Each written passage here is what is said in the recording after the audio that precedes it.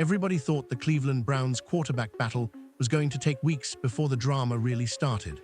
Turns out, it only took one podcast clip to send the entire internet into complete chaos.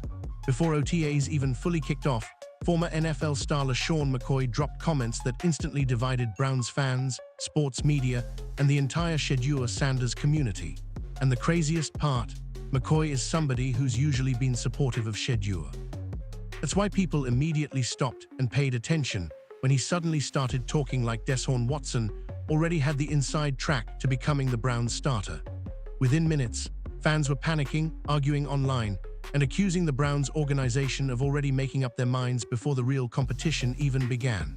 Meanwhile, insiders, reporters, and podcast hosts started adding even more fuel to the fire with claims that Watson was impressing people internally. Now fans are asking a dangerous question. Is this actually a real quarterback competition, or are the Browns quietly preparing to hand Watson the job no matter what happens during camp? Because after the latest comments coming out of Cleveland, people are starting to believe this situation could get ugly fast. The reason this story exploded so quickly is because Deshaun McCoy was one of the last people fans expected to push a Watson narrative. McCoy has spoken positively about Shedeur Sanders multiple times before. He's never really sounded like somebody trying to tear the kid down. So the moment he jumped on his podcast and started saying things like, "They say Watson is rolling right now, and he's going to start," the entire football world immediately took notice. Fans weren't even reacting to the actual words at first. They were reacting to the way he said it. The tone, the confidence, the body language. It sounded less like an opinion and more like somebody repeating information they had already heard from inside the building. That's what made the clip feel so explosive. McCoy didn't sound unsure. He didn't sound like he was speculating. He sounded like a guy who had already talked to people connected to the Browns organization. And fans instantly started trying to figure out where the information could have come from. Some people pointed to his relationships around the league. Others started connecting dots involving Browns coaches and former Eagles staff members. Suddenly, one short podcast moment became the center of the NFL offseason conversation. Social media completely lost its mind after the clip surfaced. Browns fans started debating whether the team had already decided to protect Watson before camp even began. Shedeur supporters accused the media of trying to create anti-Shedeur narratives early. Meanwhile, Watson supporters argued that people were overreacting to completely normal off-season praise. But the problem wasn't just what McCoy said. It was the timing. OTAs hadn't even truly started yet. Pads weren't on. Nobody had played real football. And somehow, the internet was already acting like the quarterback battle had been decided behind closed doors. Even more interesting was the way fans started analyzing every single word from McCoy afterward. When he said, "They say he rolling right now," fans immediately focused on the word "they." Who exactly was they? Coaches, players, team staff, front office people? Nobody really knew. But because McCoy sounded so confident, speculation spread like wildfire. Some fans even started claiming the Browns were quietly leaking positive Watson stories to prepare the public for him remaining QB1.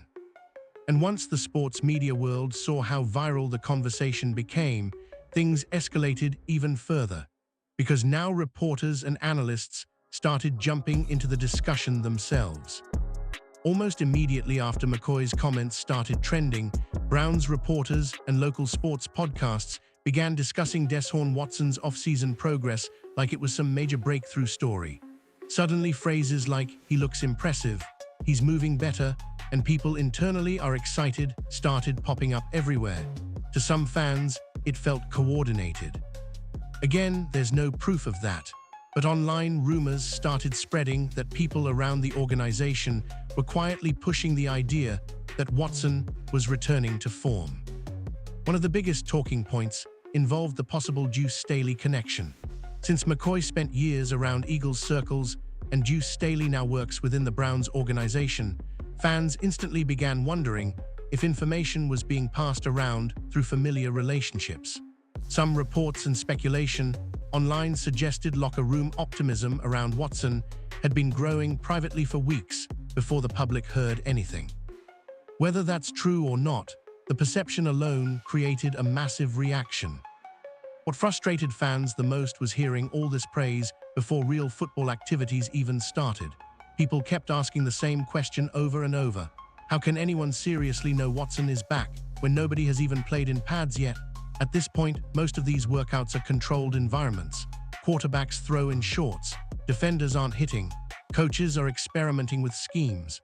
Everything looks cleaner during off-season practices because there's no real chaos yet. That's why many Shedeur supporters became irritated so quickly. They felt like Watson was already receiving favorable narratives before either quarterback had a fair opportunity to prove anything on the field. To them, the media conversation started sounding less like analysis and more like preparation for an inevitable decision. And honestly, fans weren't just reacting emotionally. There's history behind why people feel suspicious. Browns fans have heard off-season Watson hype before. Every year there seems to be another wave of reports saying he looks refreshed, focused, healthy, explosive, or ready to dominate again. Then the actual games happen, and things don't always match the headlines. So when fans heard another round of glowing practice reports before camp even began, many immediately rolled their eyes. At the same time, some analysts tried to stay balanced. They pointed out that Watson is still a veteran quarterback with years of NFL experience. They argued it makes sense for coaches to give him first-team reps early, especially considering his contract situation and previous success in similar systems. But even those explanations weren't calming people down. In fact, they were making fans even more nervous about whether this competition was actually fair from the beginning. Because the more people discussed Watson's advantages, the more one uncomfortable reality kept coming up. The Browns owe this man an unbelievable amount of money. That's the part of this story fans can't stop thinking about. Deshaun Watson is tied to one of the largest financial commitments in NFL history. And many people believe that alone changes the entire quarterback battle. Right now, Watson is still owed massive money, including around $46 million this season. So naturally, fans are wondering whether the Browns would truly bench a player connected to that kind of investment unless they absolutely had no choice. Some supporters are terrified that Shedeur Sanders could outperform expectations during camp and still remain stuck behind Watson simply because of business decisions. And honestly, NFL history gives fans reasons to worry about that. Veteran quarterbacks with gigantic contracts almost always get longer opportunities than rookies.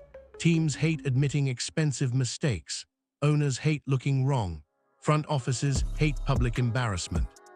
So once fans started hearing Watson is the likely starter, rumors before meaningful practices even began, people immediately connected it back to the money. There's also a growing belief online that the Browns organization may feel pressure to justify the original Watson trade somehow. Think about everything Cleveland invested to bring him there. The draft picks, the money, the public attention, the expectations. Walking away from that experiment would basically mean admitting one of the biggest gambles in franchise history didn't work out, and organizations rarely do that easily. Meanwhile, Shedeur enters the situation from the complete opposite side. He's younger, cheaper, and carries almost no financial risk compared to Watson. But ironically, that can sometimes make things harder for rookies. Veterans get protected because of investment. Rookies often have to overwhelmingly prove themselves just to get equal treatment. That's why so many fans are emotionally attached to every single Shedeur practice update right now. They feel like he has to clearly dominate in order to even have a chance. In their minds, a close competition probably favors Watson automatically because of his experience and contract. So whenever the media starts pushing positive Watson reports early, it immediately creates panic among people who desperately want to see Shedeur get a legitimate opportunity. And there's another reason the emotions are getting so intense. Deep down, many analysts already know Shedeur changes the entire future of the franchise if he succeeds. What's funny is that even analysts trying to defend Watson sometimes accidentally reveal why the Browns would love for Shedeur Sanders to become the answer long-term. You can hear it in the way they talk about him. Whenever discussions shift toward Shedeur, the energy changes completely.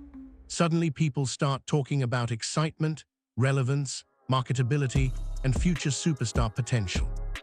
Some analysts openly admitted that if Shedeur wins the job and proves he can play, it completely transforms the Browns organization overnight. The team instantly becomes one of the most talked about franchises in football. National TV attention skyrockets, primetime games increase, younger audiences become obsessed with the team, merchandise sales explode, social media engagement goes crazy. It's not just about quarterback play anymore.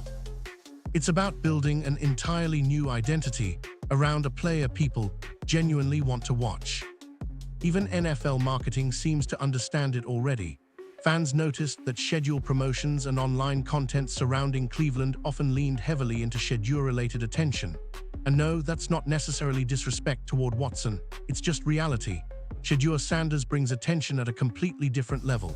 Whether people love him or hate him, they click on his name, they debate him non-stop, they share clips, they argue online. He creates engagement naturally. That's why many people believe the Browns secretly hope Shedeur eventually takes over successfully, not because they dislike Watson, but because Shedeur represents a completely different future for the franchise. A younger future, a more exciting future, a more marketable future. If he becomes a star, Cleveland suddenly becomes one of the NFL's biggest stories for years. Analysts even started comparing the situation to what happens when young franchise quarterbacks emerge elsewhere around the league. The moment teams believe they found the guy, the entire organization changes. Expectations rise, excitement grows, national conversations increase. And honestly, that's exactly the type of buzz Shedeur already generates before even taking a meaningful NFL snap. But ironically, all this hype created another major problem. Some people now believe the sports media world is intentionally manipulating the situation because they know controversy around Shedeur generates massive attention. That's where voices like G. Bush entered the conversation and completely changed the tone surrounding the story. According to G. Bush, some media personalities may actually benefit from creating division between Watson and Shedeur supporters. He argued that controversy itself drives views, clicks, and engagement, meaning the quarterback battle becomes valuable content regardless of what's actually happening inside the Browns facility. One of the most interesting points G. Bush raised involved the divide-and-conquer mentality surrounding sports coverage. He suggested some people don't necessarily care whether Watson or Shedeur succeeds. Instead, they care about the non-stop debate between both sides because it keeps fans emotionally invested. The more chaos online, the more attention the story receives. He also referenced how Dillon Gabriel previously became part of similar media conversations earlier in the offseason. Some fans believe Gabriel was initially used as a comparison point against Shedeur before those narratives suddenly disappeared once public excitement around Sanders kept growing. Again, these are theories and opinions floating around online, not confirmed facts, but they reveal how deeply emotional and suspicious parts of the fanbase have become. Sports media absolutely thrives on quarterback controversy. That's just reality. Every debate becomes content. Every rumor becomes discussion fuel. Every practice rep becomes a headline. And when you combine a polarizing veteran quarterback like Watson with a massively popular rookie like Shedeur Sanders, the engagement becomes almost impossible for networks and creators to ignore. Some fans online even believe certain media figures intentionally frame stories in ways that trigger emotional reactions from Shedeur supporters. Whether that's true or not, you can definitely feel how tense the atmosphere has become. Every positive Watson report instantly gets interpreted as anti-Shedeur by some fans. Meanwhile, every Shedeur highlight creates defensive reactions from people who think the rookie is being overhyped. And honestly, the media circus surrounding this battle only became bigger once Deshaun Sanders himself started speaking publicly about competition and his son's mentality. When Deshaun Sanders talks about football, people listen differently, and when he started discussing Shedeur's approach to competition, it completely shifted the energy around the conversation. Deshaun made it crystal clear that Shedeur isn't scared of competing with anybody. In fact, according to him, competition is basically built into the Sanders family DNA. That's important because critics often try painting Shedeur as somebody who had an easy road because of his father's fame, but Deshaun directly pushed back against that narrative. He talked about deliberately putting Shedeur in difficult environments growing up. He even referenced taking him into rough competitive settings, saying, "We went to the hood, we went to go get it." The message was simple. Shedeur wasn't protected from pressure, he was raised inside it. Deshaun also described how aggressive Shedeur becomes once competition starts. According to him, there's no friendly energy once football begins. No smiling, no relaxing, no easing up because someone is a teammate or friend. Once it's time to compete, Shedeur treats it seriously. And honestly, fans love hearing that because it reinforces the idea that he genuinely wants to earn everything.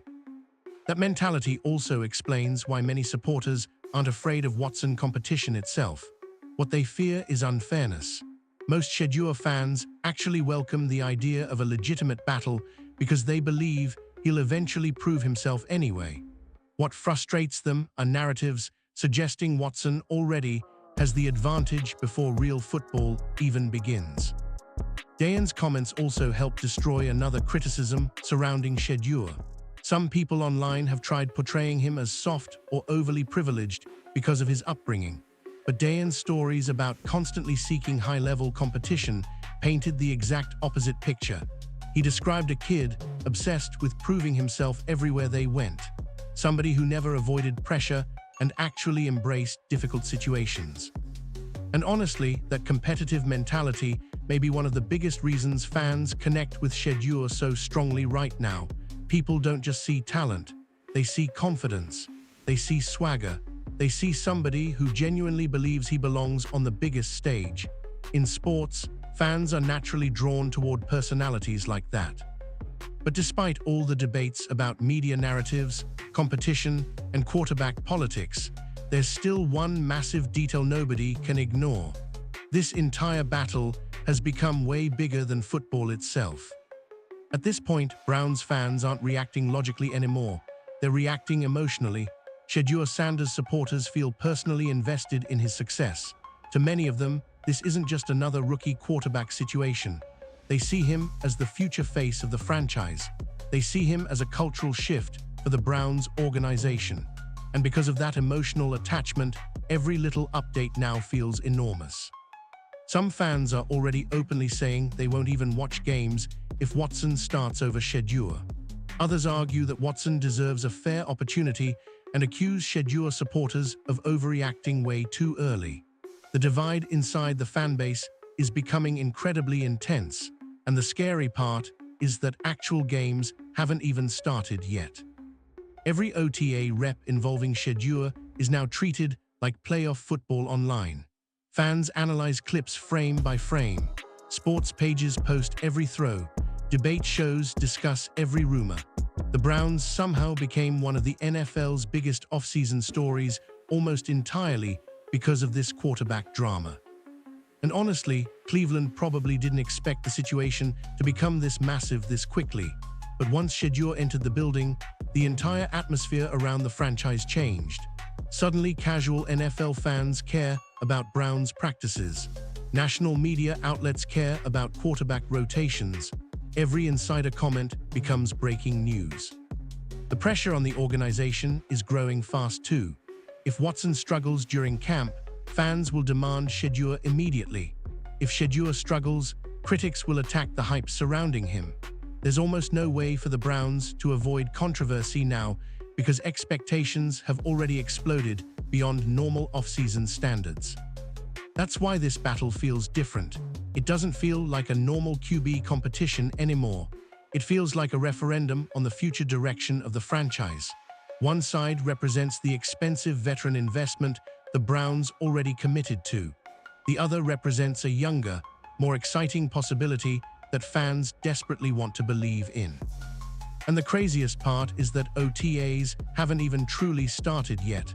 Pads still aren't fully on. Preseason games haven't happened. Nobody has played meaningful football. Yet somehow this situation already feels explosive. Now the biggest question hanging over Cleveland is impossible to ignore. If Shedeur Sanders clearly earns the job throughout camp, will the Browns actually let him have it? Or will financial pressure, contracts, and organizational politics ultimately control the decision?